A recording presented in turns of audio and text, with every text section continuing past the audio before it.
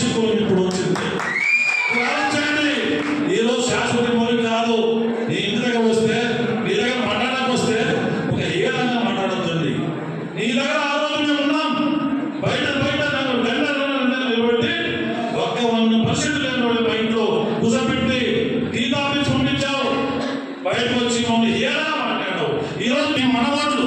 ఈరోజు ఎవడైనా వాడేం చేస్తాడు, వీడేస్తాడు కాదు, పద్ధతి కాదు, మానుకోండి. అలా ప్రతి నియోజకవర్గంలో మేము ఉన్నాం.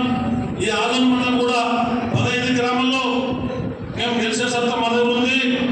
ఈ టౌన్ మున్సిపాలిటీ కూడా 25 వార్డులు కూడా ఉన్నాం. మేము ఎక్కువ శాతం ఉన్నాం. మీరు ఎందుకంటే మీరు కొట్టాం కాబట్టి, ఈ నియోజకవర్గం కొత్త కాబట్టి మీరు చెప్పే అవసరం వచ్చింది. ప్రతి 25 వార్డులో 15 గ్రామాల్లో మనవాళ్ళు ఉన్నారని దృష్టి పెట్టుకొని మీరు లెక్కేస్తే మేము మీ ఇంట ఉంటాం. ప్రతి ఇప్పుడు మన కూడా నీకు మనం మనసారే గురువులు కూడా నాకు కష్టపడి మొత్తం గెలిపించాలని చెప్పారు. అదే ప్రకారం నీకు ఈసారి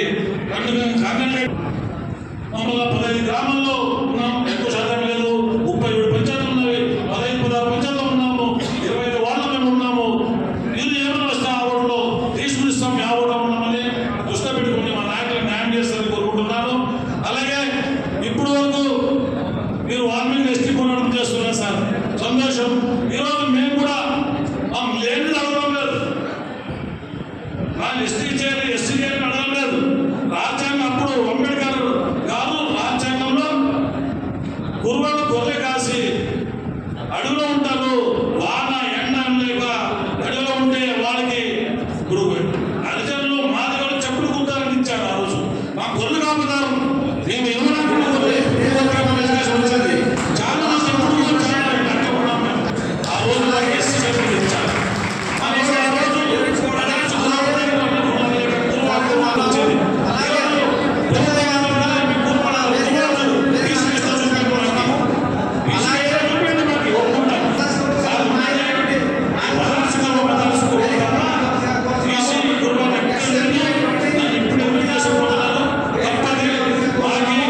అసెంబ్లీ